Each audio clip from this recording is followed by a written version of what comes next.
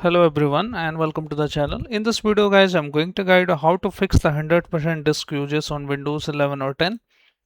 Open the services and click anywhere on it. Press S on your keyboard. Look for sysmain service here. Double click on this. Startup type, choose to disable. Stop the service. Apply and OK. If you are not able to find it, then look for superfetch, supermain related services. Next one is you can look for your drive and make sure your drive is not full. Clean up your temporary files and all the things.